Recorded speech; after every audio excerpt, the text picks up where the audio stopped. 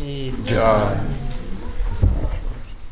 Namo Vishnupadaya Krishna Vasai Bhutale Shrimati Bhaktivedanta Swami Nityanamane Namaste Saraswati Deva Gauravani Prachadane Nirvasesha Shunyavadi Paschatadisha Tadane Sri Krishna Chaitanya Prabhu Nityananda Sri Advaita Gadadhar Shivasati Gaur Bhakta Vrinda Hare Krishna Krishna Krishna Hare Hare Hare Rama Rama Rama Hare Hare. So this is a little presentation on Bhagavan. Это небольшая презентация на тему Бхагавана.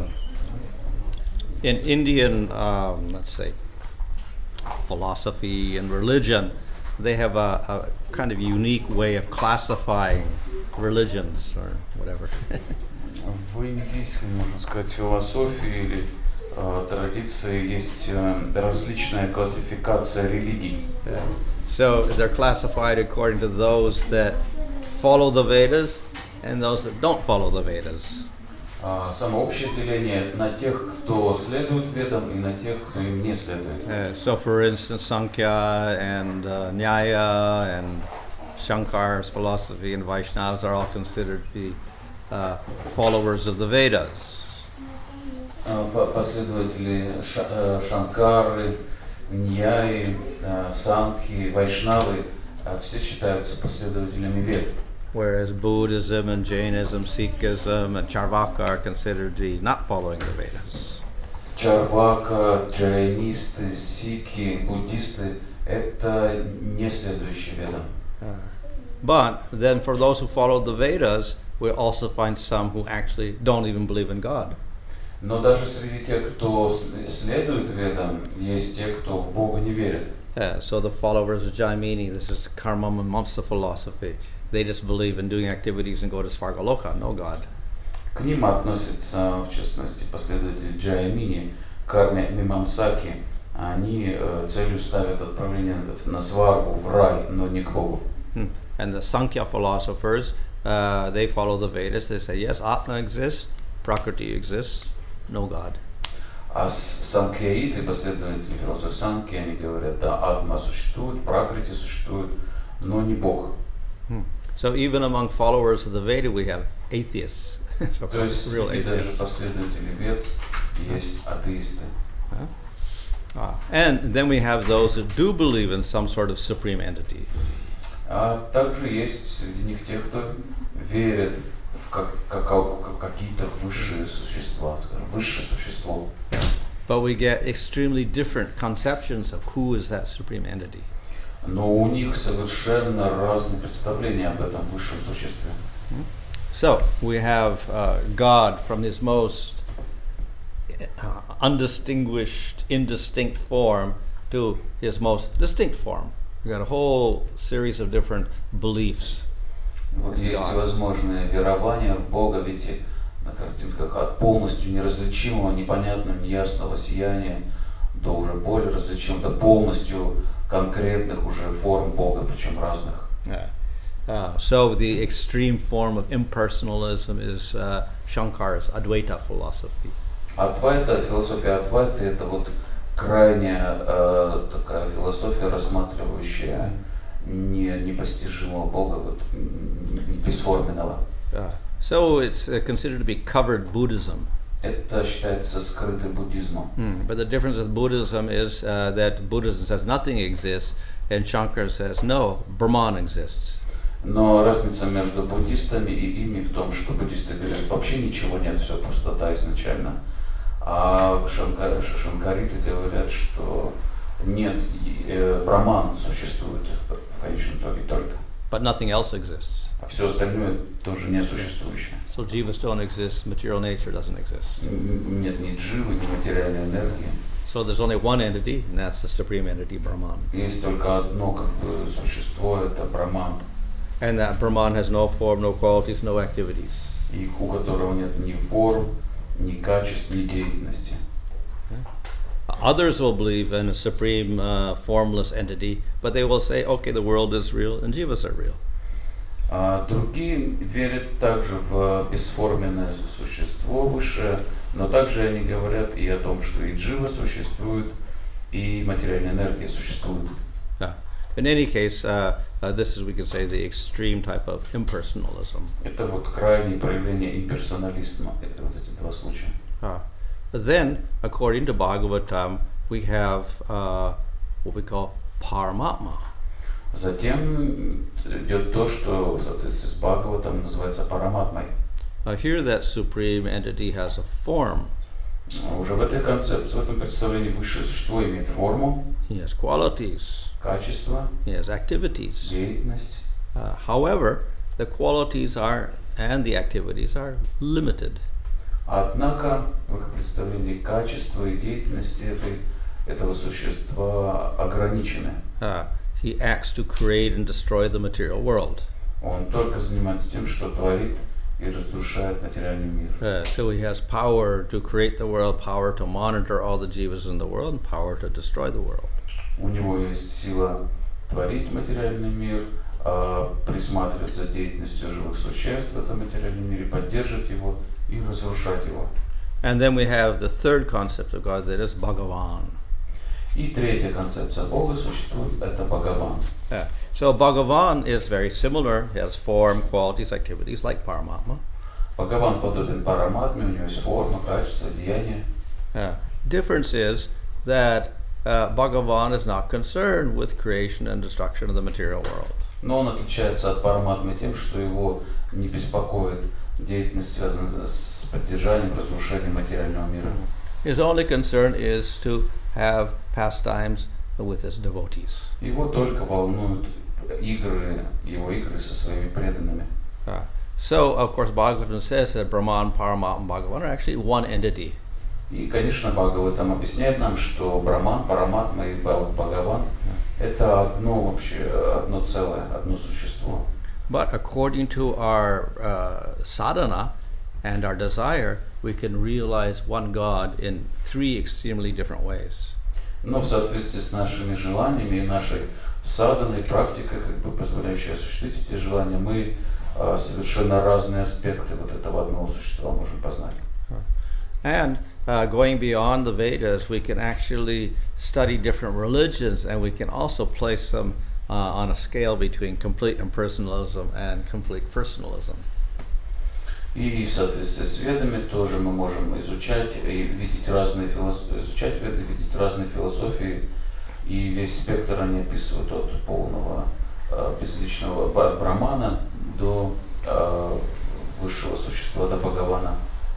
So some forms of Buddhism are the very extreme, and even more extreme than Shankara's philosophy, where Shankara admits a Brahman which is impersonal, and Buddhists say nothing at all.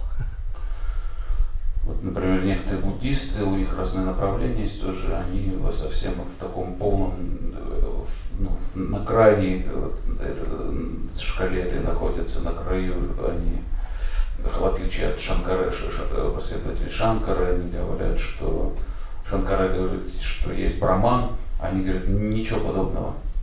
Then if we take Judaism, Christianity, and Islam, it is more or less impersonal. Если взять иудаизм, христианство, мусульманство, то там тоже более-менее все имперсонально. But they accept the world as real, and like I say, jivas are real. Но они мир хотя бы признают реальным, и дживу реальной. And though they say God has no form, they do give God activities and they do give him qualities. И хотя они говорят, что у Бога нет формы, они признают его качество и его деятельность. But a lot of these qualities and activities are related to the creation and maintenance of the material world. Но большинство из его деятельности связано с творением, поддержанием этого мира. So therefore it's somewhere between Brahman and Paramatma. То есть у них концепция такая, типа чего-то между Браманом и Параматмой. Okay, so the Vaishnavas have a rather unique belief because they believe in Bhagavan. И уникальная концепция у вайшнавов, они верят в Бхагавана. So Bhagavan, of course, may be analyzed into the 6 qualities like Aishvarya, Jnana, Vairagya, etc. Бхагаван, мы знаем, означает тот, кто обладает 6 достояниями, такими как Гьяна, знание, отречение, сила и так далее. Or it may be analyzed as ba, aga, and va. Или вот можно разбить это слово на три составляющих: ба, га и ва. So ba stands for bharta. Bharta means to support, to nourish, to maintain, to establish. Ба относится к понятию барта. Это тот, кто питает, поддерживает, устанавливает преданных. So in other words, Bhagavan is the person who nourishes and maintains the devotee. То есть барт это тот, кто поддерживает и подпитывает любовь своих преданных. Okay. So Ga stands for Gamayata, which means to make visible, to manifest, or to give. Га относится к гамаята, то есть это то, что он дает, он делает что-то, проявляет что-то, делает его видимым. Буквально он творит. So he creates wonderful qualities in his devotee. Он творит удивительные качества своих преданных. He gives prem to his devotees. Дает чистую преданность, прему своим преданным. He takes them to Vaikuntha. И дает им, забирает их на Вайкунтху. And Va stands for Vas. А Ва относится к Вас. Vas means to live. Вас означает жить. So the devotees reside within the Lord. Преданные существуют в Господе, живут в Нем. That means the Lord is always thinking of the devotees because they're in His mind. Это значит, что Господь всегда думает о своих преданных в своем сердце. And the Lord lives in His devotees. The devotees are always thinking of the Lord. И также Он существует в сердцах своих преданных, а они тоже думают постоянно о Господе. So in other words, this word Bhagavan tells us that the Supreme Lord has a very intimate relationship with His devotees. Другими словами, Бхагаван указывает на то, что у Верховного Господа очень тесные связи со своими преданными. So this is the usual one, Aishvarya, Aishvarasya Samagrasya Viryasya Yasasasriya Jnana Vairagya Yoschapi Shannam Bhagamitingana. That's the usual definition we hear. So this means Supreme Lord is full powers and control over everything. И вот этот стих дает такое классическое определение Бхагавана, то есть указывает на его 6 достояний. And Virya means, начиная с Ашвари, то есть его силы, с его богатства. Okay. And Virya means they have inconceivable potencies by which he maintains and pervades the universe. Вирья указывает на его непостижимые энергии, которыми он поддерживает, пронизывает всю эту вселенную.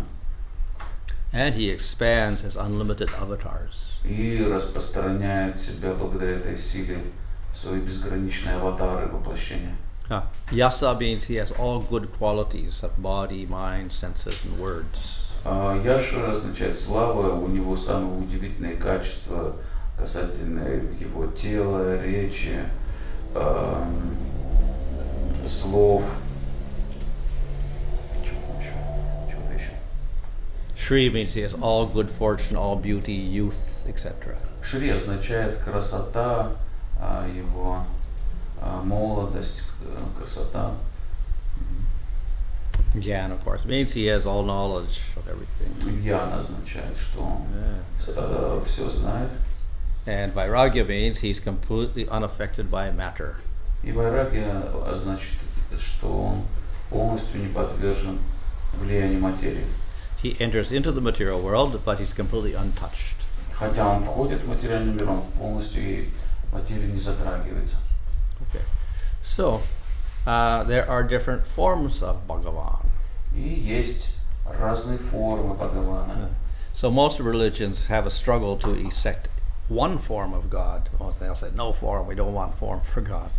Мы видим, что для большинства религий трудно даже одну форму принять Бога. But the Vaishnavas accept not one form, but many forms for God. Они там еще как бы спорят, какая-то форма. Но вайшнавы принимают существование многочисленных форм Бога.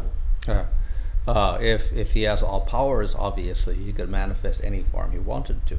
Понятно, что если он всемогущ, то то он может проявить любую форму, какую захочет. So, though there are many forms, we also classify these forms. И хотя есть много форм, их также у Кришны, их также классифицируют.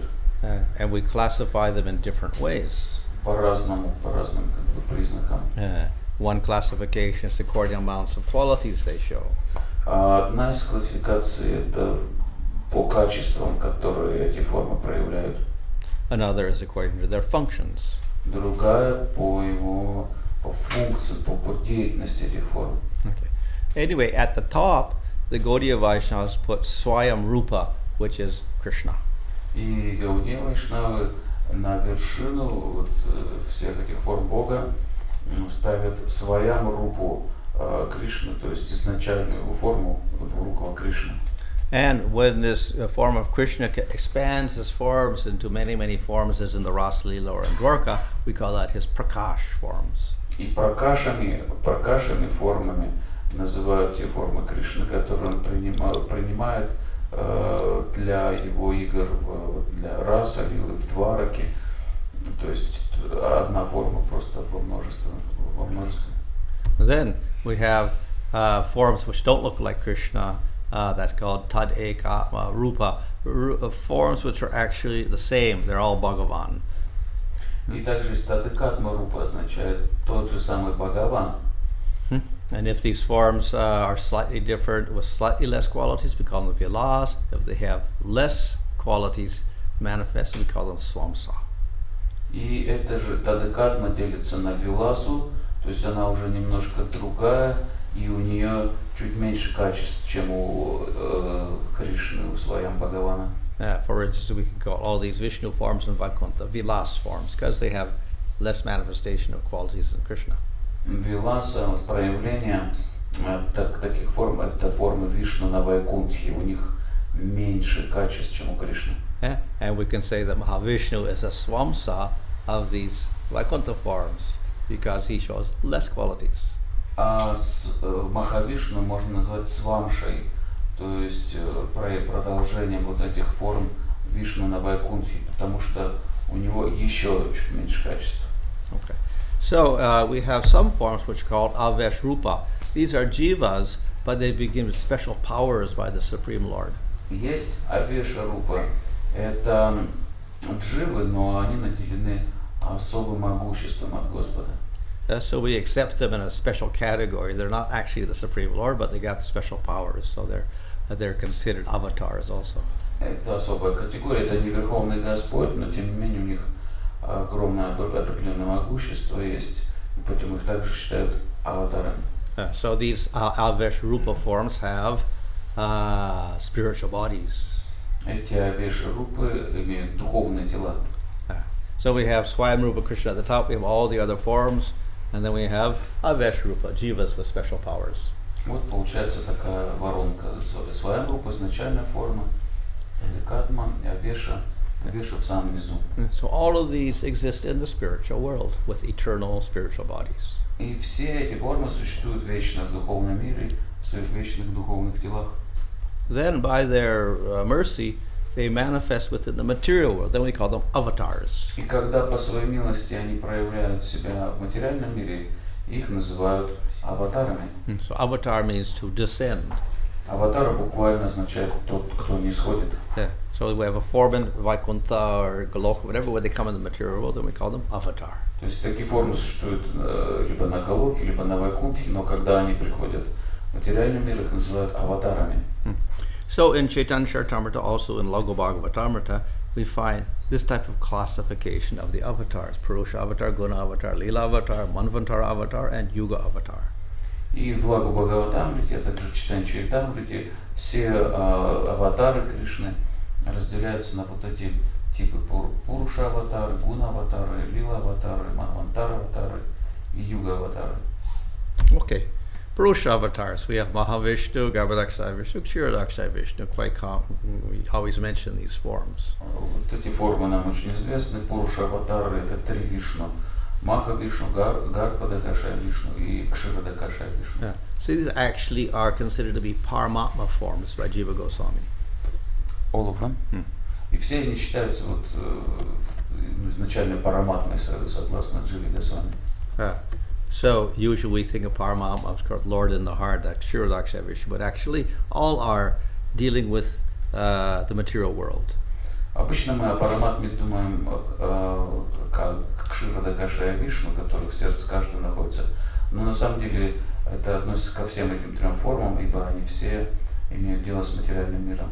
So Mahavishnu is dealing with the whole of Prakriti, with all of the universes. Махавишну творит всю Пракрити, вот материальную энергию, все вселенные. So he glances over Prakriti, and that produces Mahatattva, Ahankara, and all the material elements, and then these form into universes. Он бросает взгляд на материальную энергию, и она производит Махататтву, ложное эго, материальные элементы, все вселенные. After all the elements are there, they form into many, many universes, like balls, and then Garbhodakshaya Vishnu enters into them. И когда эти вселенные сформированы, подобные вот гигантским шарам таким, он туда входит как Гарбхадакашая Вишну. And then Garbhodakshaya Vishnu gives rise to Brahma from his navel. И Гарбхадакашая Вишну дает рождение Брахме из своего пупка. And then Brahma creates all the planetary systems and the bodies for the jivas. И Брахма уже творит все планетные системы и тела всех живых существ. And then Garbhodakshaya Vishnu expands into Kshirodakshaya Vishnu, who's Aniruddha, and he expands into all living entities in the material universe. И Гарбхадакашая Вишну дает начало Кширадакашая Вишну, который является Анирудхой и является источником всех живых существ. So in this way, the Supreme Lord is monitoring the whole universe from the greatest Prakriti down to each jiva within the universe. Итак, Махавишну? Well, Paramatma, we can say. Ну, то есть, вот эти Вишну, короче, они все мониторят материальный мир, вот начиная с его сотворения до всех деятельностей джив здесь. Okay, so these are the Purusha avatars. They're in the material world and they're dealing with material energy. Так это Пуруша аватары, они имеют дело с материальным миром.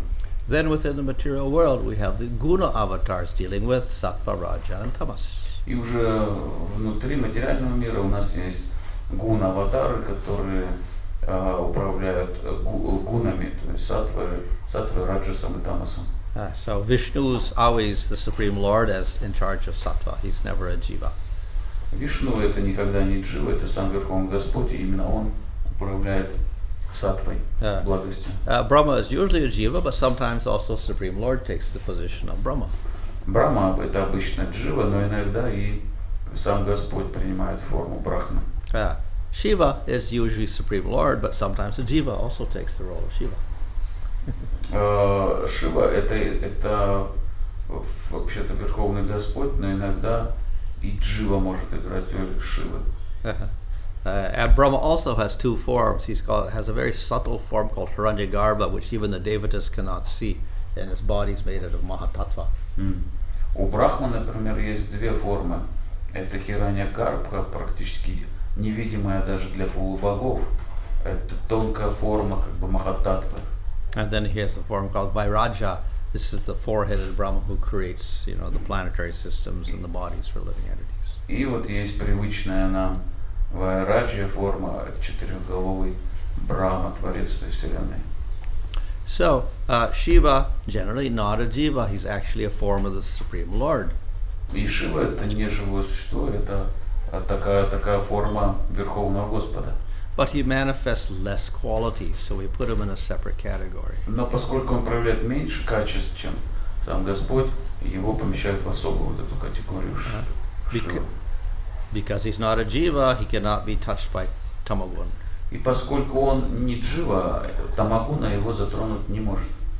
Yet he closely associates with tamagun in the material world. Хотя он очень тесно с тамагуной общается в материальном мире. So in the Brahma Samhita we have this verse comparing Shiva to yogurt, transformation of milk. И в Брахма Самхите дается сравнение Шивы с йогуртом. Это то, во что превратилось молоко.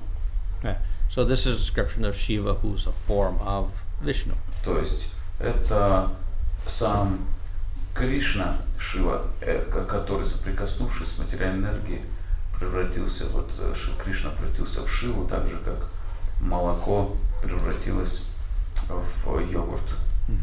Just like milk and yogurt are very closely related with each other. Так же как йогурт и молоко, они очень тесно связаны друг с другом. Yet they're also different. И тем не менее они отличаются друг от друга.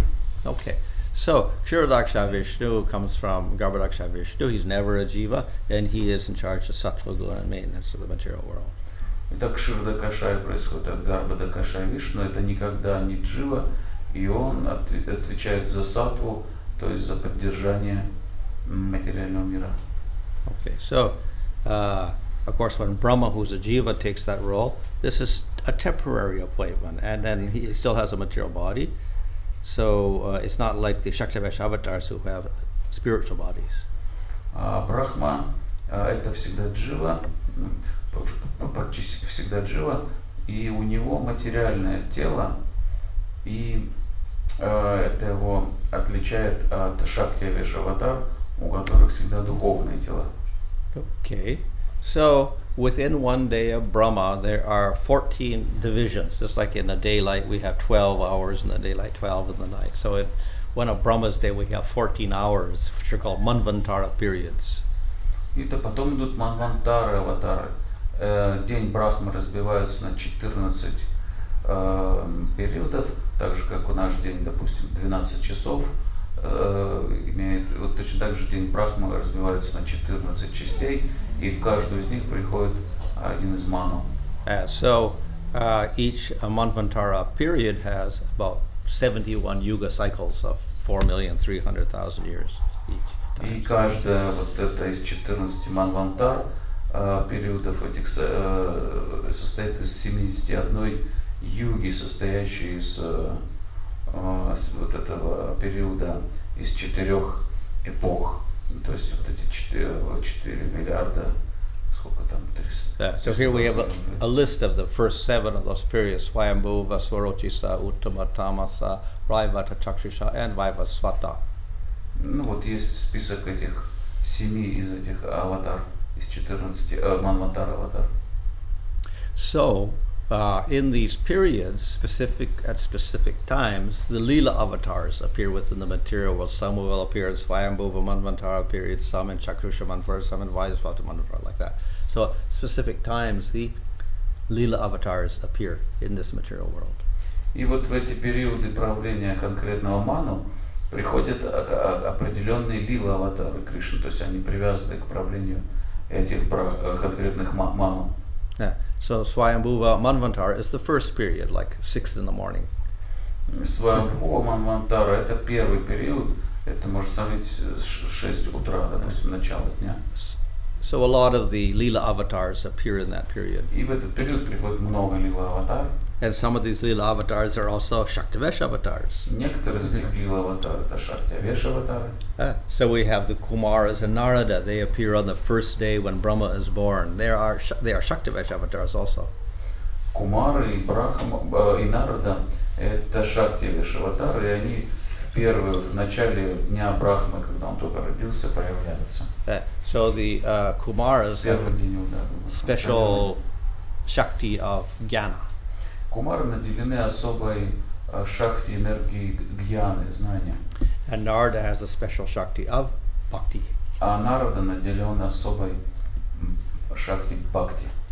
So in this first period of the day, Varaha also appears and lifts the earth out of the Garbhodak ocean. И то же самое в этот же период дня приходит Варахадева и поднимает землю вот из Гарбадакашари, океана, из Гарбхи. There the earth or the Bhumandala is something like a disc, something like a disc. Вот здесь уже, видите, о чем мы говорили, уже Земля изображена больше как диск, как Бхумандала. So in this first period of Swayambhuva Manvantara, Matsya also appears and saves the Vedas. Также в эту Свамбхува Манвантару приходит Матсия воплощение и спасает Веды. Yagya appears and protects Swayambhuva Manu. Также приходит Ягья и спасает самого Свамбхува Ману. Narayan appear and they teach renunciation or vairagya. Приходит Нараяна и учит отречению, вайраги. Kapila appears and he teaches Sankhya, Bhakti and Yoga. И приходит Капила, который учит санки, бхакти и йоги. Dattatreya appears and teaches knowledge of Atma. Приходит Дататрея, обучает науки об Атме. Hayagriva, the horse avatar, appears and manifests the Vedas when Madhu and Kaitaba destroy the Vedas. Приходит воплощение Хаягрива с головой лошади. Он опять возвращает Веды, которые разрушили демоны Мадху и Кайтабха. Hamsa avatar is a bird form.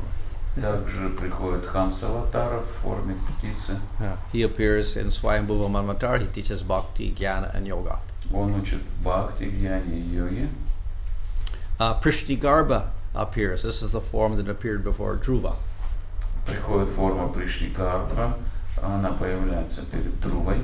Rishabha appears and teaches renunciation, Paramahamsa Dharma. И Ришабха приходит, учит Парамахамса Дharме, отречению. Prithu is an Avesh avatar of the Lord. He cultivates the earth, he flattens the earth, and takes away all the mountains, and chops down the trees, and starts agriculture.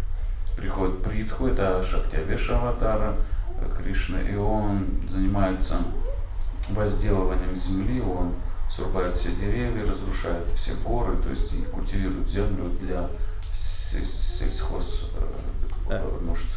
So all of these forms appear within that first period, the 6 o'clock period in the morning. Вот все эти формы приходят вот в ранний период в 6 часов утра. Then let's skip to the Chakshusha Manvantara. This is number 6 period, which means 11 o'clock in the morning. А сейчас мы перескочим сразу к 6-й Манвантара аватаре, Чакшуша Манвантара, это около 11 утра. So in this period, Nrsimhadev appears. В это время приходит Нарисимхадева. And Kurma lifts up the Mandara mountain when they have to churn the milk ocean. И Курма, которая поднимает эту гору Мандара, которую использовали для обогтания океана. Dhanvantari appears during that time also and reveals medicine. Дханвантари приходит затем, дает нам лекарства. Mohini appears as a woman and steals the nectar from the demons and gives it to the devatas. Махини приходит в форму женщины, ворует нектар, забирает у демонов и дает его богам. And Matsya appears at the end of Chakshusha Manvatara because there's a big flood and he saves Satyavrata and he also saves the Vedas. И конец Чакшуша Манвантары характеризуется гигантским вселенским потопом, поэтому приходит Матсья аватара, воплощение рыбы, и он спасает Веды и Сатьяврату Махараджа. And Varaha appears and kills Hiranyaksha, who's Hiranyakasipu's brother. И Вараха приходит, убивает Хираньякшу, брата Хираньякашипу. Then in the Vaivasata Manvatara, that's the 7th period, that's noontime. And then we get more avatars. В полдень, это как в 12 часов, приходит Вайвасвата Манвантару, приходят следующие аватары Кришны. So Vamana appears. Вамана. And then Parsaram appears in the 22nd of the 71 Yuga cycles of Vaivasata Manvantara. Парашурама. 22nd cycle of Yugas. Он приходит, Парашурама, в 22-й цикл вот, смены этих юг. So То есть всего 71, и он 22 приходит. Parsaram is also Avesh avatar. Парашурама тоже Шактявеш аватара. And then in the 24th cycle, в 24-м we get Ramchandra appearing. Приходит Рамачандра. And then in the 28th cycle, we get Vedavyas appearing. В 28-м цикле приходит Ведавьяса. And in that 28th cycle, we get Balaram and Krishna also. И также в этом же 28-м периоде приходит Баларама и Кришна. And then also in Kali Yuga, we get Buddha appearing and Kalki appearing. И потом в Кали-югу приходят Будда и Калки. So they're both Avesh avatars, jivas. Все они дживы, Все они авешаватары. Because the Lord is called Triyuga. He does not appear in Kali Yuga. Поскольку одно из имен Господа Три-юга, он не является в Кали-югу. So any form of the Lord that appears in Kali Yuga cannot be the Lord. So therefore we have Aveshavatars, Jivas, who got special powers. They appear in Kali Yuga. Поэтому в Кали-югу, поскольку Кришна не приходит сам, приходят его полномочные дживы, шакти, авешаватары. So these are the Lila avatars. Итак, все это перечислено, это лила-аватары. Then we got Manvantara avatars. Затем есть как таковые манвантара-аватары. So I explained that we had 14 parts of the day of Brahma, and then each was a period. We had for Swayambhuva, etc. And there's a Manu who rules over each of these periods. И как мы уже сказали, день Брахмы делится на 14 периодов, и вот перечислены, начиная с Свамбхувы до Ваманы, каждым этим периодом управляют конкретные ману. Yeah. So Swayambhuva Manu starts a whole dynasty at the beginning of the day of Brahma. That goes for 71 yuga cycles.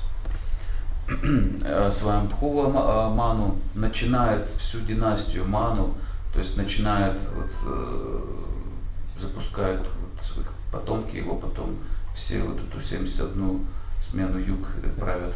Then another Manu appears and starts another dynasty that lasts for 71 yuga cycles.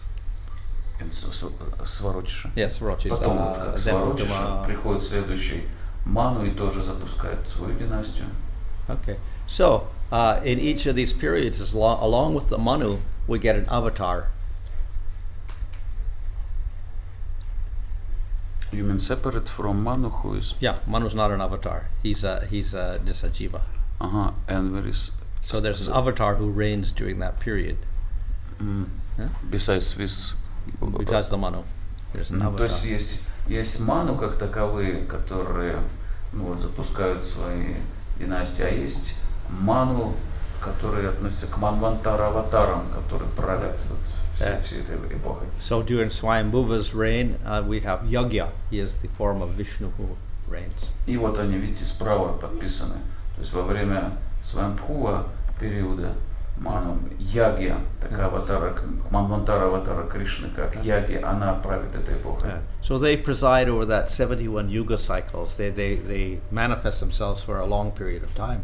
То есть он вот на 71 югу себя проявляет и правит в этот период. So the present in our present Vaivasvata Manvantara period, we have Vamana. И вот сейчас идет период Вайвасваты ману, и им правит такая манвантара аватара Кришны, как Вамана. But he's sitting down somewhere on Sutala Loka. Но он заседает на Суталалоке. Like this. And of course in the fourth period, Tamasa, we get Hari appearing. He lasts for the whole period. That's the one who saved Gajendra. И Тамаса, насколько я помню, четвертый ману, там правит Хари. Вот он проявился в случае с Гаджендрой. And in the sixth Manvantara period, when Chakshusha reigned, we have Ajita. He is the avatar. He sat on top of this mountain when they were churning it. А в эпоху Чакшуши правит Аджита Манвантара аватара. Вот он восседает на вот этой горе Мандари, которую используют для пахтания Молочного океана. And then even the future ones, we're in Vaivasvata Manvantara halfway through the day, so there's the other ones, the 7 other ones, in the all the way up until the evening time, and there is avatars to go along with them also. И точно так же, то есть на Вайвасвата ману характеризует полдень дня Брахмы, который сейчас идет, но еще и вечерний, соответственно, 12 часов есть, или еще 7, соответственно, эпох ману, и в них правят вот соответствующий аватар справа. Okay, so of these 6 types, the last is the Yuga avatar. И последний из этих 6 видов аватара это Юга аватар. So they are expansions from the Manvantara avatar. We saw this list here. Они являются экспансиями вот этих Манвантара аватар. Okay, whereas the Lila avatar is manifest from Garbhodakshaya Vishnu. А Лила аватар проявляет Гарбхадакшая Вишну. So we have 1,000 yuga cycles in each day of Brahma. And within these yuga cycles, we got the 4 ages, Satya, Treta, Dwapara, Kali. So in each of these yugas, we get a form of the Lord appearing. Итак, в течение Дня Брахмы сменяется 1000 эпох, и эти эпохи, вот мы знаем 4 эпохи, и в каждую из них проявляется какая-то форма Кришны, в каждую из этих юга-аватаров. So the form that appears in Satyuga is called Sukla, which means white, and he is white in color. В Сатья-югу является Шукла-аватара, что означает белое, у него белый цвет. The form in Treta Yuga is called Rakta, and he's red. В Трета-югу Ракта означает красный.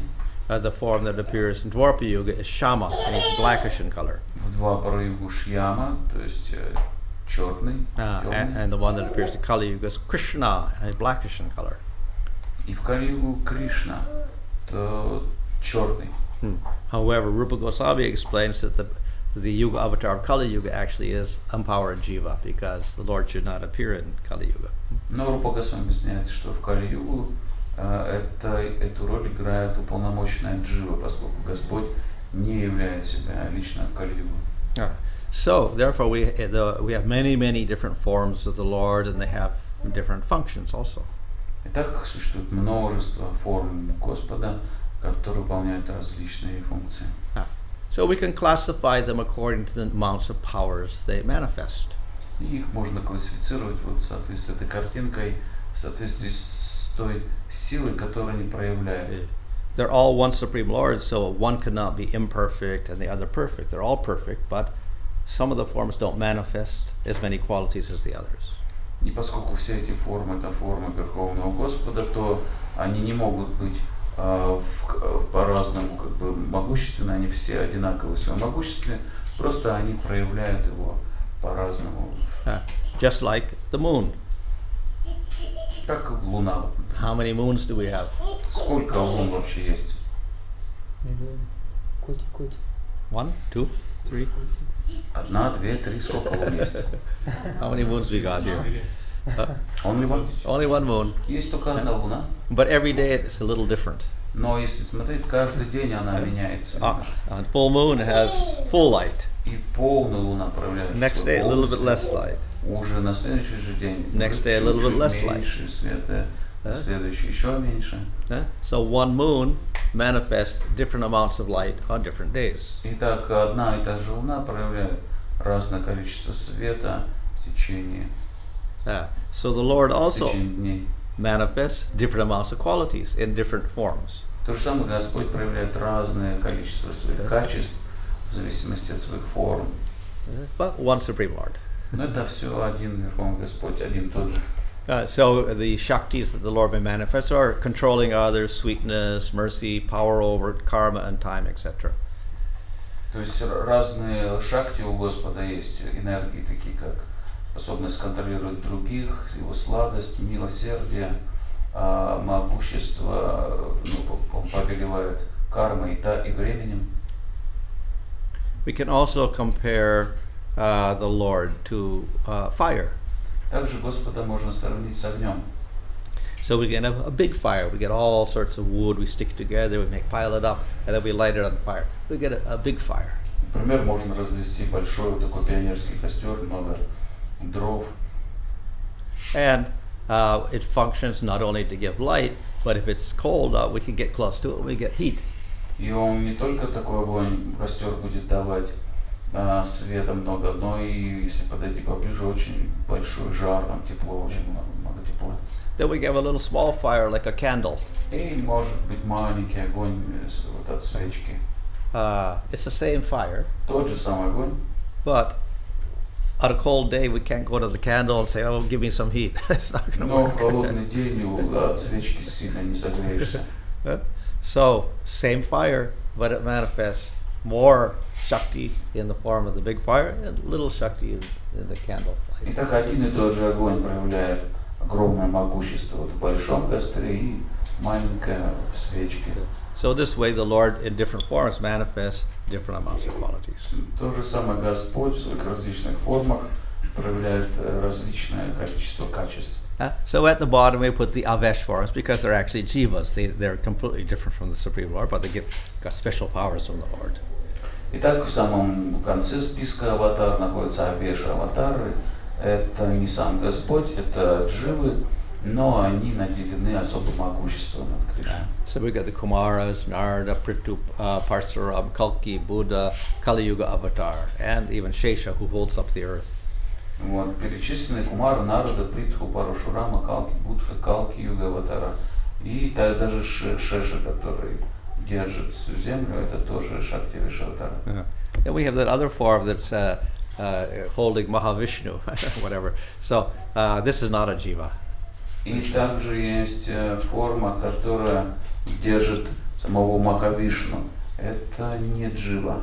Yeah. So this is Bhumandala here, or there's a Shesha under, they're holding that up. That's the jiva form, Shakti Vaishavatar. Не видно. Ну, короче, Шеша, который держит всю Бумандалу, это вот Шакти Вишаватара Кришны. Okay, so then we have the forms of the Lord who are not jivas. We have it on the lower side, we got Prabhava forms. Есть форма Господа, не являющаяся уже дживами. В самом низу находится Прабхава форма. Some may just appear for a short period and show very little power, like Mohini, Hamsa, or the Yuga avatars. Они проявляются на короткий период времени и проявляют немного силы, относительно такие, как вот Махини, Хамса или Yuga avatars. Юга-аватары. And then some show a little more power, like Dhanvantari, Rishabha, Vyasa, Dattatreya, and Kapila. Есть среди них те, кто еще больше силы проявляет, такие как Дханвантари, Ришабха, Вьяса, Даттатрея и Капила. Yeah. Then if they show more powers, we call them Vaibhava forms. Если эти формы проявляют еще больше силы, их называют вайбхавами формами. So we have Kurma, Matsya, Narayan, Krishnagarbha, Baladev. Вот, перечислены Курма, Матси, Нараяна, Баладева, And the 14 Manvantara avatars. И 14 Манвантара аватар. Now, if they show more powers, we call them Paravasta forms. Если еще больше силы проявляют, то их называют Паравастха формы. So we have Varaha, Hayagriva, Hari, Vaikuntha, Ajita, and Vamana. И среди них Вараха, Хайгрива, Хари, Вайкунтха, Аджита и Вамана. And if they show most power, they're called Purnavatara. И которые еще больше, наибольшую силу проявляют. Их называют Пурна-аватарами. In this category, we got Nrsimha, Rama, and Krishna. В этой категории Нрисимха, Рама и Кришна. Yeah, so this is the categories: Avesha, Prabhava, Vaibhava, Paravasta, and Purna. They have the most powers manifested. То есть вверху Пурна, те формы, которые проявляют наибольшую силу. And in the Purna forms, we have Nrsimha, Rama, and Krishna. И они, в свою очередь, этих Пурна форм наибольших по могуществу Кришна, самый могущественный, Рама чуть меньше, и Нарисимха чуть меньше. But even in Krishna, we got variations. So, но даже Кришна, он тоже имеет всякие разные вариации. In Dwarka, the sweetness is less, Mathura is a little more, and in Vrindavan, the sweetness is the most. Самая большая сладость Кришны на Галоке, чуть меньше. В Мадхуре и чуть меньше еще в Двараке. And even Vrindavan, we got various degrees of manifestation of bliss with different rasas. So we got Shanta Rasa, Rasa Rasa, Sakya Rasa, Vatsalya Rasa, and Madhurya Rasa at the top. Но даже во Вриндаване, вот где Кришна в полной мере себя проявляет, и там даже есть свои подразделения. Наибольшую сладость он являет в Мадхурье расе, чуть меньше в Ватсале, чуть меньше в Сакье, чуть меньше в Дасе и в Шанте. Okay, so one of the qualities of the Supreme Lord mentioned in the Nectar Devotion that distinguish him from Shiva is that when he kills a demon, he gives the demon good results. Одно из качеств, описанных в Нектаре преданности, которое отличает Кришну от Шивы, это то, что когда он убивает демонов, он вознаграждает их хорошим результатом в итоге. So in other words, when the Lord kills a demon, he doesn't go to hell. То есть, если Кришна убивает каких-то демонов, они не идут в ад после этого.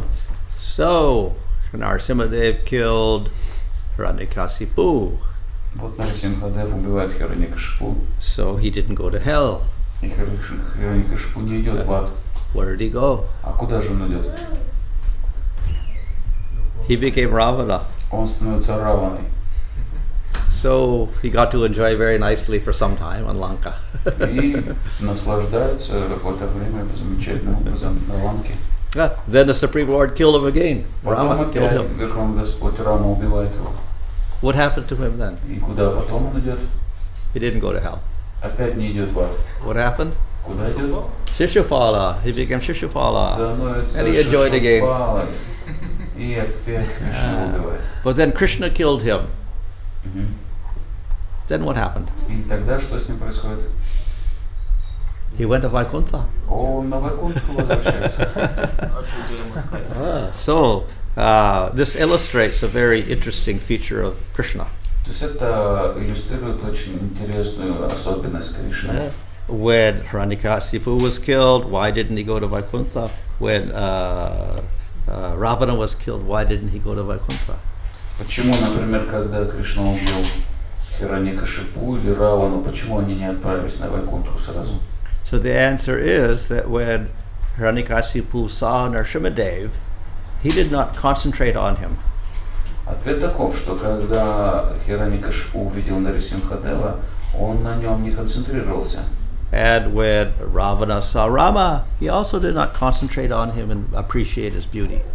То же самое, когда Равана видел Раму, он не медитировал на него и как бы не оценил его красоту.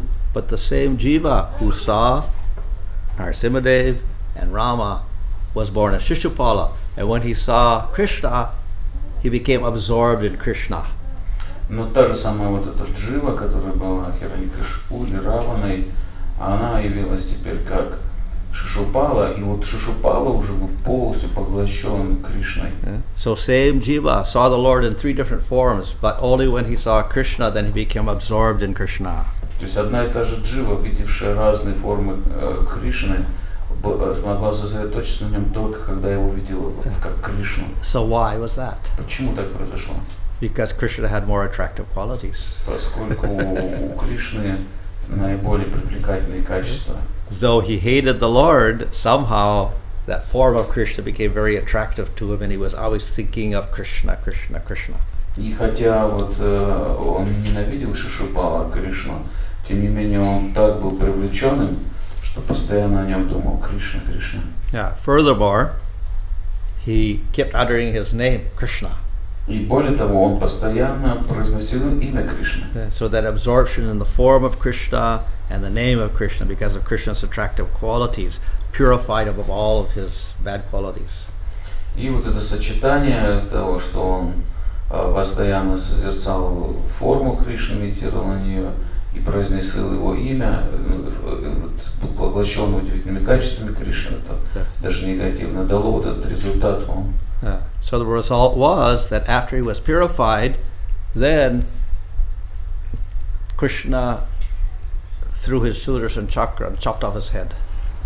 Он отправился на Вайкунтху, то есть для этого Кришна его очистил, срубив ему голову своей Сударшана чакрой. But when it touched Shishupala, that Sudarshan chakra was not different from Krishna, so he got prema. Как только Сударшана отрезала ему голову, коснулась его, а Сударшана не отлична от самого Кришны, он тут же получил прему. And then he was qualified to go to the spiritual world. И это сделало его достойным отправиться в духовный мир. Yeah. So this story is used by Rupa Goswami to show how Krishna is the highest form, because even though the other higher forms of Rama and Nrsimhadev were there, same person didn't concentrate on them. They concentrated on Krishna because of his more attractive qualities. И вот эта история Рупа Госвами иллюстрирует этот момент, что хотя это все формы Кришны, и Рама, и Нарисимха, и Кришна, тем не менее, Джива смогла сосредоточиться только на форме Кришны, поскольку она обладает наивысшими качествами. So more than any other form, Krishna shows greater powers. И также Кришна, в отличие от других форм, проявляет наибольшее могущество. But his special extra qualities are his sweetness. Но его самое выдающееся качество – это его сладость. So he has sweetness of his form. есть сладость его формы. This form, when even Shishupal sees it, he becomes attracted to that form. То есть даже Шишупала, видя эту форму, очень привлекся ей. Even if it wasn't the Vrindavan form. Хотя даже это еще не вриндаванская форма была. So Krishna's form is very, very special. То есть форма Кришны очень особенная. Krishna is surrounded by very, very sweet devotees. Также другим выдающимся качеством Кришны является то, что он окружен своими очень-очень нектарными, сладкими преданными. So we find all the rasas manifested very intensely with Krishna, with many, many devotees in each rasa. И там раса с многочисленными преданными в разных расах очень интенсивно проявляется. And we have very, very sweet pastimes with Krishna. Также у Кришны есть очень-очень сладкие игры. Krishna becomes controlled most by these devotees in Vrindavan. Кришна становится полностью контролируем своими преданными во Вриндаване. And then he has his sweet flute. И также у него есть очень сладкая флейта. And anyone who hears that flute develops this very, very sweet prema in Vrindavan. И любой, кто услышит эту флейту, он разовьет очень-очень сладкую прему во вриндаванскую. So, in the Bhagavatam, Krishna is called Swayam Bhagavan. Поэтому Бхагаватам Кришна называют своим Бхагаваном. So this means he is the highest form of Bhagavan, even though Bhagavan, all forms are all one ultimately. He's the highest form. Это означает, что его форма именно Кришны, она высочайшая, хотя у Бхагавана один, у него много форм. Кришна, форма Кришны высочайшая. And especially these four qualities are there in him. И ее выделяют особенно вот эти 4 перечисленных качества. And these, because of these four qualities, then Krishna manifests so many wonderful pastimes in Vrindavan. И благодаря этим 4 необычным качествам Кришна проявляет множество удивительных игр во Вриндаване. So, though we accept all of these forms of Bhagavan as worthy of worship, we prefer to worship the highest manifestation, Krishna. Итак, хотя мы можем понимать, что у Бхагавана есть множество форм, сами мы предпочитаем поклоняться его наивысшей форме, как форме Кришны. And even in the highest form, then we worship the Vrindavan form most of all. И среди даже вот этих высших форм Кришны мы предпочитаем высочайшую форму Кришны во Вриндаване. And in that Vrindavan form, then ultimately we say the highest rasa is Madhurya rasa, and in Madhurya rasa, Radharani is the highest form, so we worship Radha and Krishna. И еще и во Вриндаване мы выделяем в особенности Мадхурья расу, и даже среди Мадхурья расы мы понимаем, что Радхарани превосходит всех, поэтому поклоняемся Радхе и Кришне во Вриндаване. So, though we have many, many concepts of God, from the most impersonal, then the slightly personal, Paramatma, and then Bhagavan, ultimately, the highest form is Krishna. Итак, с чего мы начали, что среди множества представлений о Боге, как начиная от полностью имперсональных, потом чуть-чуть какие-то понятия о форме появляются, потом как о Параматме, и потом формы Бога, и так мы доходим до высочайшей формы Бога, Кришны. So this is the highest realization, but by the mercy of Chaitanya Mahaprabhu, it becomes available to the people of Kali Yuga. И хотя это считается наивысшим осознанием Бога, то есть очень сложным, сокровенным, по милости Господа Чайтаньи, это явлено всем абсолютно без разбору людям в Кали-югу. Okay. Any question? Вопросы? Speak. Есть вот вы говорили, Господь приходит в югу, во вторую, там, как ракта. Но я никогда не слышал, вот какой Господь красный. What about Как this? его зовут? Rakta form. What is his name? He's called Rakta. Rupa Goswami says they're called by the color. So the Satya Yuga is called Sukla, the Treta Yuga is called Rakta. Рупа Госвами говорит, что их так и зовут по их цвету. Вот в Сатья-югу Шукла белый, в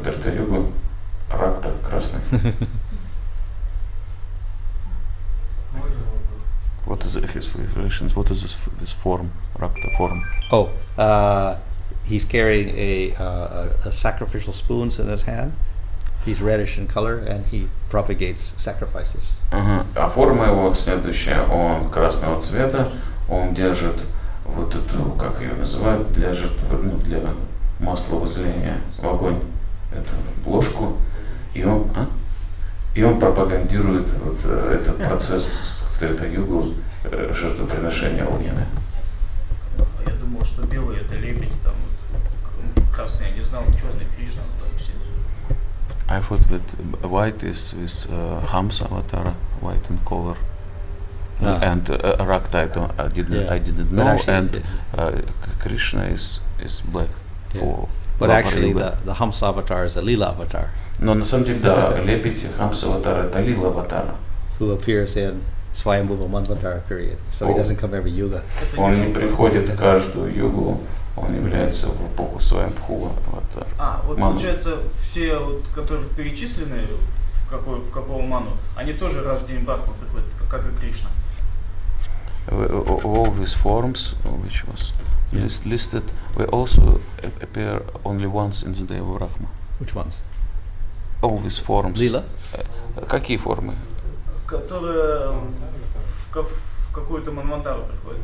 Which came in some Manvantara avatars. Oh, well, those are the Lila avatars. Lila some avatar. of them appear, like Varaha appears several times, and Vamana appears 3 times, and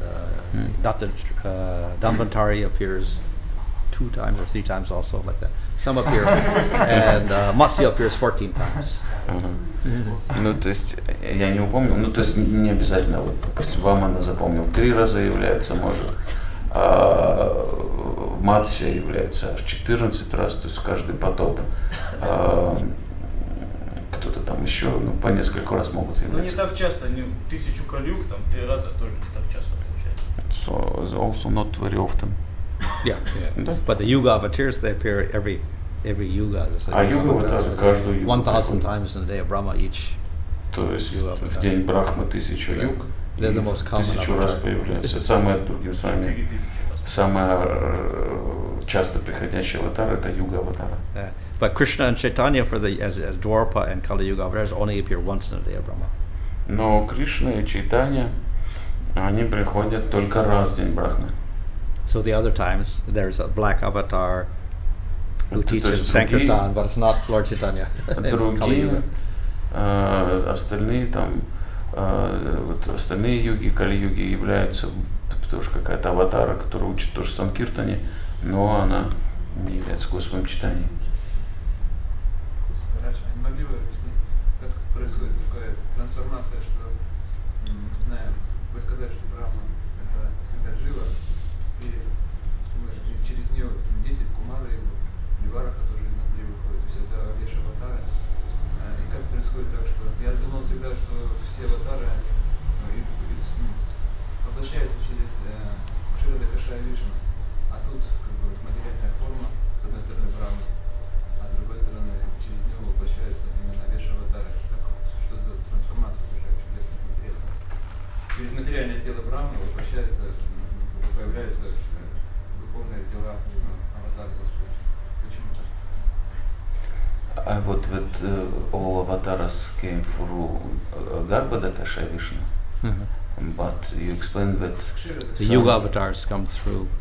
Yeah, Yuga avatar and Shakti Vesha avatar came through Brahma. Yeah, like Varaha and Kumara and so on. Yeah. How is that? Well, it's a general principle that they come through Garbhodaksha Vishnu. Общий принцип, что они через Гарбхадакаша Вишну приходят.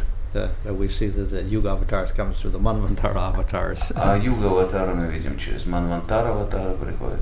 And Kumaras and Narada come from Brahma, like they born from Brahma. Кумар и Нарада через Брахму приходят.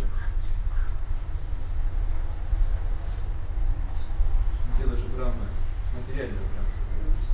But Brahma's body is material. Yeah. Да, материально. А можно у меня вопрос? Вот касательно Шакти Авеша Аватары, было сказано, что они имеют духовный йог. И я слышал, что Шила Прабхупада Шактивишватара. Вопрос, является ли он Шактивишватара для начала. So Prabhupada is also Shaktivishvatara.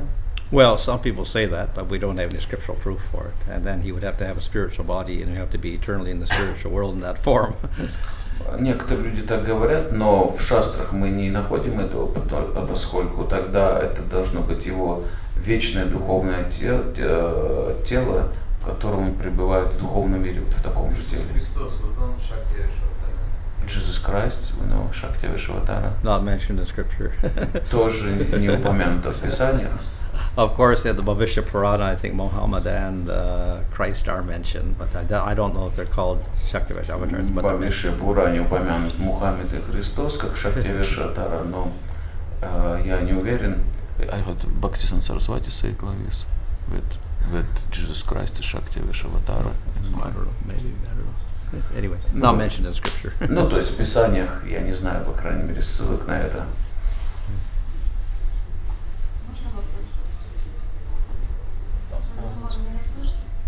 Давайте погромче только. А вот говорится, там было показано, что если Господь Нарисимхадев, потом Господь Рамачандра, потом еще Кришна. А скажите, вот, ну, если Господь Кришна, он выше всех, как бы, да, то почему тогда за помощью мы чаще всего обращаемся к Господу Нарисимхадеву? Для того, чтобы не беспокоить Кришну? Или же все-таки это неправильно? Может быть, к Кришне тоже можно обращаться за помощью, к защите? As you explained that Narasimha Dev is less powerful than Krishna. Yeah. But why we advise to seek our protection, help from Narasimha Dev? It's because in order to not disturb Krishna. Right. Well, ultimately, we can just worship Krishna and we get everything. Oh, yeah, and it's continuation. Or we can ask Krishna about everything. We don't even have to ask him. Ну, в конечном итоге, да, мы зависим от Кришны, и, по сути дела, его даже не надо просить о защите. Because he's got all the powers of all the avatars. Поскольку он имеет власть над всеми аватарами. But then, of course, you just say, worship Krishna, worship Krishna, worship Krishna. The people sometimes get a little bit, frustrated. They want some special worship or whatever. Ну, если так всегда говорить людям, поклоняйтесь Кришне, поклоняйтесь Кришне, поклоняйтесь Кришне, они как бы немножко теряются, разочаруются, то есть они что-то такого особенного хотят. But Prabhupada mentioned in the seventh canto that we should worship Narasimha Dev for our protection. Yeah, he destroys obstacles to bhakti and things like that. Yeah. But anyway, ultimately, everything's in Krishna. So even if we don't do that, we just worship Krishna, everything is fulfilled. То есть, да, Прабхупада вот говорит в седьмой песне, надо поклоняться Нарисимха Деву для разрушения наших препятствий на пути бхакти. Но если даже мы этого не делаем и продолжаем поклоняться Кришне, поскольку он все включает, все будет исполнено, любые наши желания. We also see that the different avatars are in charge of the different planets, like Mars is ruled by Narasimhadev, and Moon by Krishna, and Sun by Ramchandra, etc. So if you have weakness of those planets, then you worship those particular deities, and you get relief from those particular problems caused by those planets. То же самое, вот эти формы Кришны, они управляют разными планетами. Кришна вот Луной, например, Рама Солнцем, Нарисимха Марсом. И если вы поклоняетесь Кришне разным формам, то вы даже устраняете проблемы, подчиняемые этой кармой своей, которые через планеты приходят к вам. Вопрос. Уточнить. Там упоминалось, что Матья приходит и спасает Веда, который похитил Мадху, его Мадху. И потом говорится, что какое-то время Хайгрива приходит и восстанавливает Веды, который похитил Мадху. Если Мадху несколько раз приходит и похищает эти Веды или что? Или Матья их не до конца восстанавливает? So what about this demon Madhu? It said that Matsya Avatara saved Veda from Madhu, but after this Hayagriva came and also kind of rebuilt again, save Veda. Yeah. So it means Madhu came a few times. At least, there were several threats to the Vedas. It's different times. Да, он несколько раз Веды. They made the Vedas disappear somehow or other. I don't know how, but. То есть так или иначе, я не знаю, как Веды. То есть Веды несколько раз исчезают, вот, и им приходится несколько раз появляться. And then Matsya saves the Vedas also, isn't it? Матсya вот, спасает тоже Веды. That's because the water in that case, not demons. Поскольку это не из-за демона, а из-за воды. In any case, the Vedas are eternal, but for Leela they disappear sometimes. В любом случае Веды вечны, но для вот этих лил они делают вид, что куда-то пропадают, и Кришна их спасает. Еще вопрос. Я слышал ссылку на то ли Рупу Госвами, то ли Дживу Госвами, что у Шактивеша Аватар есть свои планеты в духовном мире. Это так? So is it correct that even Shakti Vishawataras we have a spiritual planet in the spiritual Whether they have world? spiritual planets is not mentioned, but at least they have spiritual bodies in the spiritual world. Не упомянуто их духовных планет, но по крайней мере у них есть духовные тела. Generally, they're playing the roles of devotees, so therefore they'll be serving others in the spiritual world. А они обычно играют роль преданных, и поэтому они вот где-то там, соответственно, на соответствующих планетах в духовном мире. Я слышал, что у Будды есть своя планета тоже в духовном мире. So what about Buddha's planet in the spiritual world? He's also Shaktivesh. Он тоже Шактивеш. But we have Vishnu form Buddha, amongst Vishnu form Buddha. One Das avatars? No, Vishnu Vaikuntha is four symbols. Oh. Well, that would not be the Shaktivesh avatar form. That would be a Vishnu form in that case. If Ну, есть еще форма Вишну, такая как Будда вот, ну, на планетах Вайкунтхи, вот одна из форм, но это уже не Шактивеш аватар, это Вишну.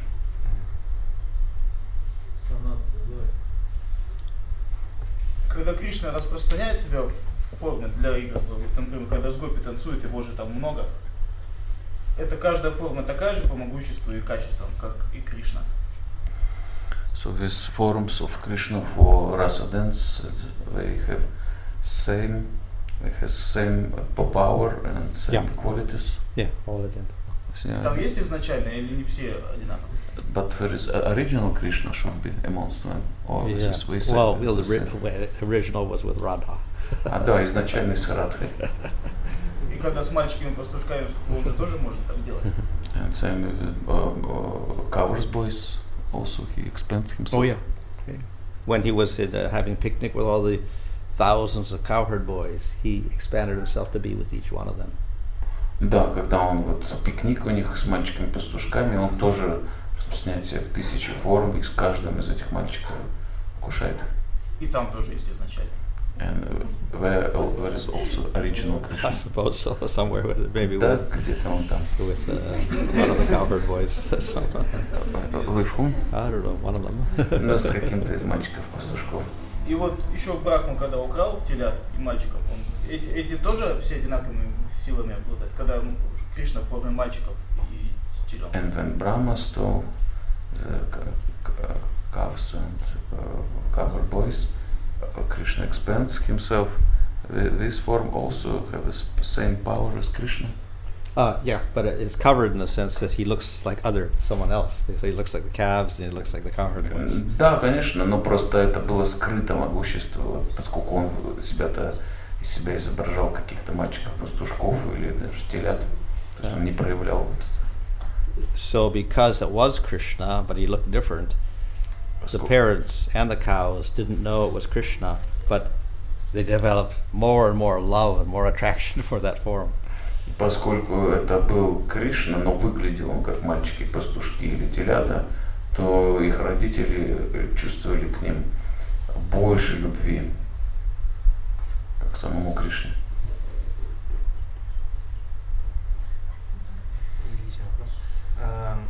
Раньше я слышал объяснение, что Манвантары-аватары это ману. Их называют Манвантары-аватарами.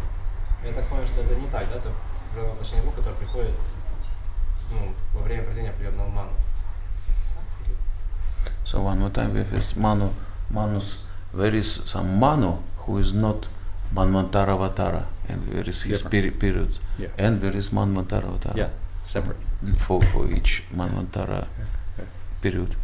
Да, то есть Манвантары, аватары, периоды вот эти, с левой колонки были.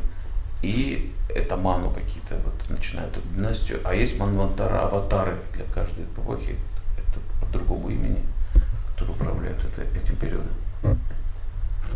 А вот Манвантара, аватары, это имеется в виду время, да, в которое мы живем, или как определиться во времени? Или Отмовение, да.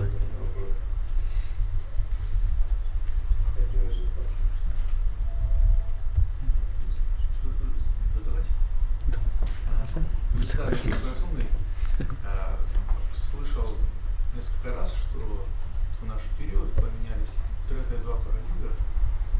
Это где-то описывается просто. So what about this description of changing in this period? We have changed Dwapara Yuga, changed with Treta Yuga. What can you elaborate? What does on it this? mean? Yeah. It appears that the cycle's regular. It's Satya, Treta, Dwapara, Kali, and even in our case it is so. So that probably that misunderstanding takes place because of certain words in Sanskrit. The word is paryaya, which can mean succession or it can mean change, like a reversal. So because of that, maybe the translation comes out like a reversal, but actually it looks, according to the commentaries, that it's not a reversal, it's just a succession, one leading to the other. You mean this is Because we don't see it mentioned anywhere else, But that there's a reversal. But is it mentioned in the Bhagavatam? Yeah, but nowhere else. But that's, I say, maybe it's a translation error because of the word paryaya. But we don't see it anywhere. Translation by whom? Huh? Translation by whom? When Prabhupada translated it, yeah. Even Prabhupada was mistaken. Because we don't see it anywhere else. Ну, похоже, что это вот больше нигде не встречается, нигде, кроме Бхагаватам. И это может быть вызвано тем, что там слово конкретно парьяя, которое может либо означать либо последовательность, либо изменение. И вот если произошла, вкралась ошибка в перевод, то вот только этим объясняю, потому что кроме больше этого нигде нет. То есть всегда вот такая последовательность. Сатья, Трета, Двапара и Кали. И больше нигде никакой нет. And if it means the reverse, what gets reversed? The number of years gets reversed, or the qualities get reversed, or the Yuga Dharma gets reversed, or если поменялось, что поменялось? Avatars get reversed, what gets reversed? Ну, я тогда не успею. Ну, то есть, что поменялось-то, или Юга Дharma поменялась, или продолжительность эпохи поменялась. Ну, короче, вот все, что присуще югам, что поменялось, вот, непонятно. Почему после 1, 2 идет 3, потом 2? Трета это же 3. Ну, 1 Кали это 1, 2 пара 2, 3 это 3. Кали это первое, не четвертое. Кали это 1. Кали 1, а Сатья 4, значит. So we can say why it's look like apparently that Treta means 3, but if we begin from Satya, it should be 2. Well, it's actually 4, 3, 2, 1. То есть down proportions, proportion-wise. То есть да, получается, вот не знаю как, пропорции просто. То есть Сати это как берется за 4, то есть полное, поэтому 4. Соответственно, 3 уменьшается, Трета, 2 пара и Кали уменьшается. То есть, если так с Кали посмотреть, это 1, ну, одна часть, 1/4. 1, 2 пара 2, 3, 3. Короче, всего Ну, 2 пара это 2 кали-юги, Трета 3 кали-юги, Сатья 4 кали-юги. в разное время это разное. Ну, по времени. По времени. Надо быстрее жить. Ману я слышал, что это один из махаджан, это ману. Это ко всем ману относится или там кто-то один такой махаджан? And with Mahajan, Manu, Mahajan and monks. Mahajan, it's referred to all Manus. What's that? Amongst Mahajanas, 12 Mahajanas, Yeah. we have Manu. Manu. Yeah. Yeah. And But which to one, I which, don't know. yeah, which one? Could be a Swayambhuva Manu or Vaivasata Manu. Или Свамбхува, или Вайвасвата. Кто-то один из них. One of them. I suppose. Or So. two. It doesn't specify. So Ну, не говорится конкретно. И вот приведены 14 ману вот, в день Брахмы. В остальные дни Брахмы их также зовут? И это те же самые? And this 14 Manus, their names is the same in other days of Brahma. Yeah, but the jivas are different. But Oh no! The avatars are the same, huh? And every day they have the same periods, so they repeat over and over again. But different jivas Rotate in those who is periods. not Yeah, avatars. yeah, so. Да, тоже 14 те же самые имена, но дживы уже другие, а аватары, манвантар, аватары те же самые. And the Leela avatars generally those would appear in Swayambhuvam again in the same Swayambhuvam avatar the next day, the next. И те же самые лила аватары приходят в тот же самый период. В своем бховы свои лила аватары и так далее. And I heard Maharaj, Jesus Christ, he is originally from Shiva Loka. He is one of the associates of Shiva. Is it correct? I haven't heard. As I said, it's not mentioned in our scriptures, so how we can say whether it's from Shiva Loka or Brahma Loka or wherever, we don't know. Можно вопрос по вчерашним лекциям? So yesterday's team, it's a question of on yesterday. Yesterday, Team. Guru. Guru.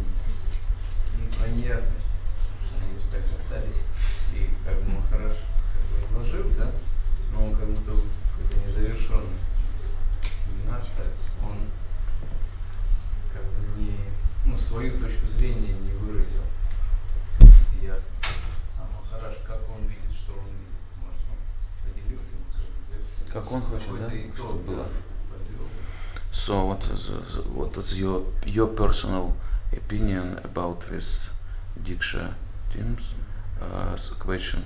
How should be, according to your understanding, if you have all power in the ISKCON, we can say, what do you do? Well, I would make everyone understand at least what Diksha, what the function of Diksha really is.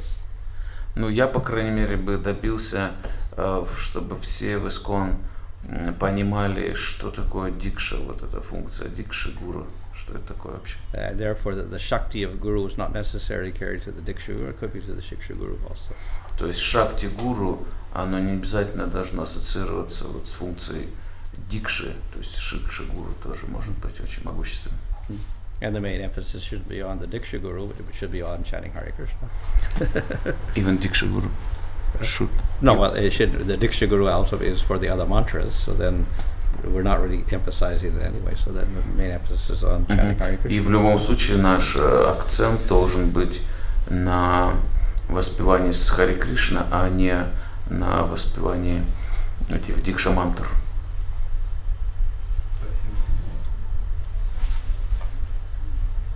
Вот это все описание, ну как по времени, как дни Брахмы, на Манвантар разбиваются. Это только в нашей вселенной, и в других вселенных также это происходит. И тоже там есть планетные системы точно такие же.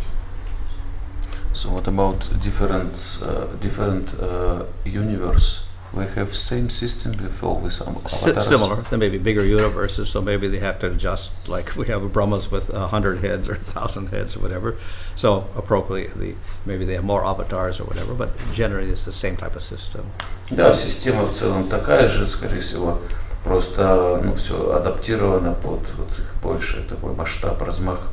Там Брахма, мы знаем, сотни головы, тысячи головы и так далее. И, соответственно, аватар, наверное, больше там приходит. И в другие выдохи махавишнувские все то же самое будет.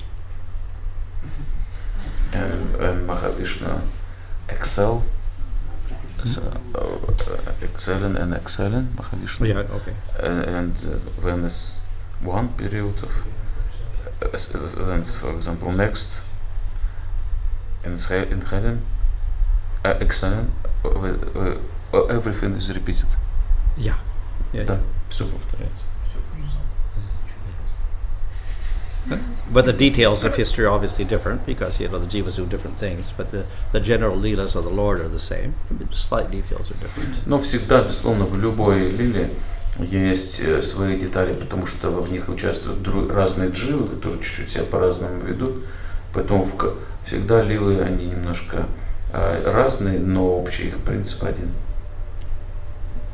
So therefore we have scriptures which are written and they will record the recent histories of what happened, like in Mahabharata, Ramayana, etc. Where they will also have eternal things that don't change, like the Vedas. So the changeable items may be recorded in the scriptures like Mahabharata, Ramayana, etc., which are written by Veda Vyas at a certain time, whereas the Vedas are never written, never change. И вот поэтому у нас есть такие писания, как Веды, они вечны, они никогда не меняются. А есть такие писания, которые тоже к Ведам относятся, как Махабхарата, записанные Вьясадевой, которые описывают вот как раз какие-то конкретные детали в какой-то игре, и вот они, соответственно, изменяемы. Да. Я вот как раз про это слышал, что Бхагаватам, он вечный, то есть Вьясадева его просто записал, он всегда одинаковый. То есть, а он описывает, как вот эти все эти Манвантары, аватары, это все в Бхагаватам есть. А Бхагавата, получается, все это тоже есть всегда. What about Srimad Bhagavatam is the same like Mahabharata? Because details could change. Да, в Бхагаватам тоже может меняться, он подобен Махабхарате в этом смысле. Это же смрити шастра, то есть как бы в этом смысле. For instance, не изначально не шутишь. For instance, it said that Jai and Vijay fell from Vaikuntha or whatever because of the curse, but then Rupa Goswami said, well, that doesn't occur every day of Brahma, only this time. Other days it's actual demons take the role of Hiranyakasipu, etc., not Jai and Vijay. Например, Рупа Госвами говорит, что в случае с Джай Виджаем это произошло, что их прокляли, с Вайкунтхи они пали, это произошло только в этот конкретный день Брахмы, а в другие дни Брахмы это реальные демоны играют эти роли.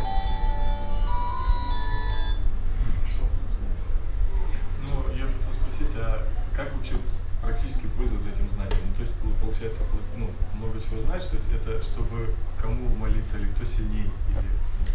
What is the practical application of his knowledge that you should know who is the most powerful form of Krishna and you should worship that form? That's the conclusion. Yeah, that's the conclusion. Да, совершенно правильное заключение. It's an explanation why we worship Krishna, and he says why we worship Krishna, why not Rama, why not this form? No, we can give this answer that Krishna because, and then all of these special qualities of Krishna. То есть можно сказать, что это расширенное такое объяснение, почему мы поклоняемся именно Кришне, потому что есть разные формы Кришны, Рамы и так далее, но вот среди них всех. And of course, even if it's only one God with many forms. It's not we're polytheistic and we have many gods. It's only one God. И также мы глубже благодаря этому понимаем, что есть только один Бог, и просто в разных формах, а не так, что мы политеисты такие, поклоняемся многим богам. And because we worship a form, it's not idol worship. И, соответственно, то, что мы поклоняемся форме Бога, это не идолопоклонство. So in Christianity, they say no forms, idol worship. This is concocted forms. Христиане, например, говорят, не должно быть формы, это будет сразу у вас выдуманная какая-то форма идолопоклонства. So we say God has a form, but it is spiritual. Но мы говорим, у Бога есть форма, но она духовна. And it is all wonderful qualities. И обладает замечательными качествами. So why God cannot manifest a wonderful spiritual form if He's all powerful? Почему Бог не может проявить удивительные свои формы, если Он всемогущ?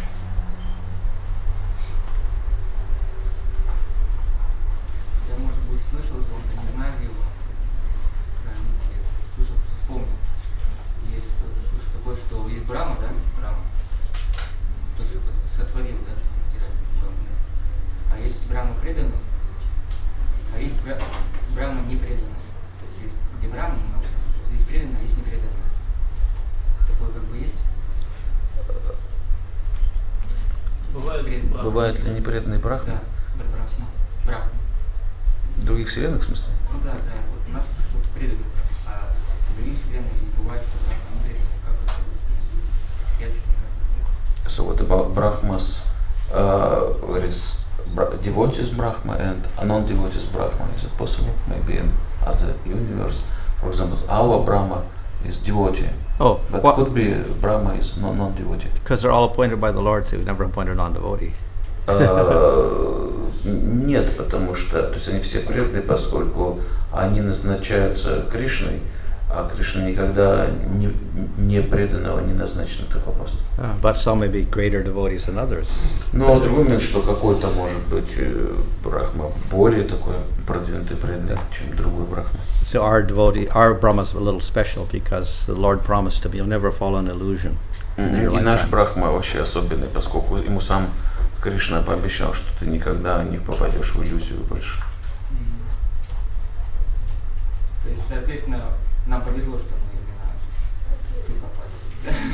So we're very lucky that we're under such a Brahma. We got an exalted Brahma, and we're in the Brahma Sampradaya. Да, мы вот с таким возвышенным Брахмой под его руководством в Брахма Сампрадае.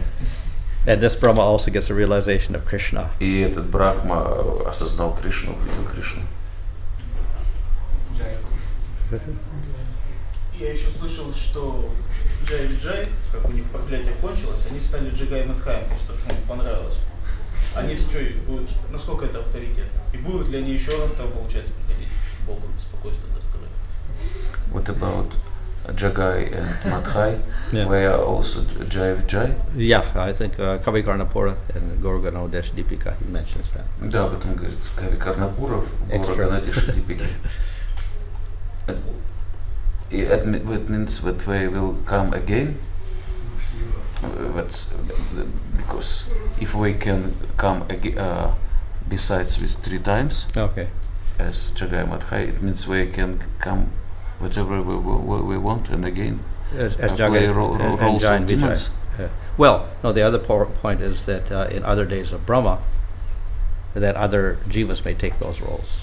Not necessarily. Другой, то есть не обязательно, что в другой день Брахмы это уже другие дживы могут сыграть эти роли. То есть они наигрались, им хватит. So for them it is enough. Huh? For this particular jivas. Maybe they don't appreciate falling in the material world. Может, им не очень понравилось в материальном мире падать. The comment of Jiva Goswami, Rupa Goswami, is that this is this fall down from Vaikuntha is not a constant affair. It's a rare thing. So it's not that every day Jai and Vijay fall down every day. It doesn't look good. So it's an occasional thing. Руpa Goswami говорит, что вообще вот это падение Джай Виджай, это была вообще тема такая случайная, не так, что они постоянно каждый день падают, ненормально уже каждый день Брахмы. Это редкий случай был. What about this form, invisible for demigods form of Brahma, and is this somehow related with original demigods like Mukhya Prana? Can you elaborate with who is Mukhya Prana original? We don't have too much information on Mukhya Prana, but it looks like he's very similar to that. He's like a very subtle. To this subtle form of Brahma. Yeah. Ну, я спросил про вот эту концепцию Мукхья Праны, то есть как бы прототипы как бы полубогов, тоже вот так же, как та форма Брахмы, невидимая даже полубогам, то же самое есть изначально, например, Ваю, Мукхья Прана его зовут, то есть он даже выше Брахмы находится эта форма. Просил Махараджа объяснить, он говорит, она похожа, вот такая же, как невидимая форма Брахмы. Не может больше сказать.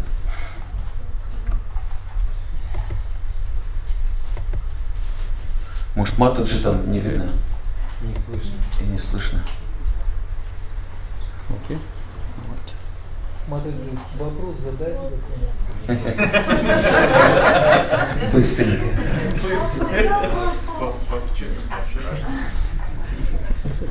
Again yesterday.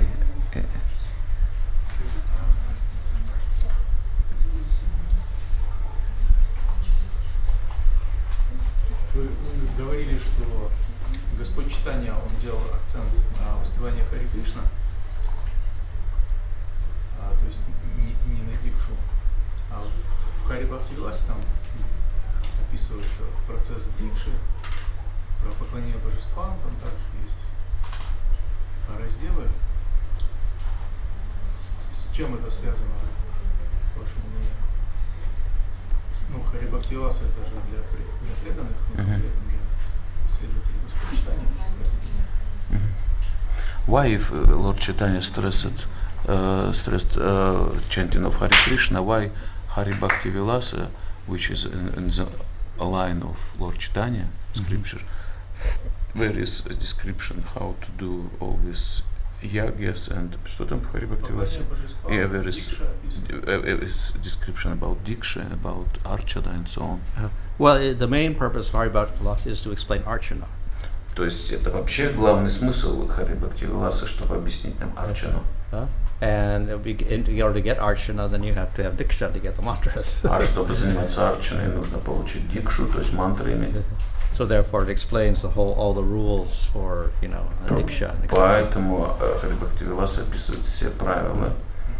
So those are the scriptural rules. То есть правила, упомянутые в Писаниях. But as I mentioned last night, generally the Gaudiya Sampradaya doesn't follow, even the Sri Sampradaya doesn't follow that complicated ceremony. Но, как я уже упомянул вчера, обычно даже Шри Сампрадая, не говоря о нашей, она не очень строго следует всем этим сложным ритуалам. Similarly, in Archana, there are many complicated things like different nyasas you do, but generally nobody does those. But they're all described, whole series of nyasas you do before the puja, but nobody does those also. Nyasa means what? Touching the body and saying mantras. И то же самое вот в Арчане описаны разные ньясы, то есть там вот касаться разных частей тела и все такое, но обычно никто это не делает, целый большой список этого всего есть. Никто это не делает строго. То есть больше для нас сложнее Бхактира Самрита Синха, да? So for us is more important like scripture like Bhakti Rasamrita Sindhu. Oh yeah, but of course that doesn't explain Archana in detail. Да, и это писание не объясняет в деталях Арчану.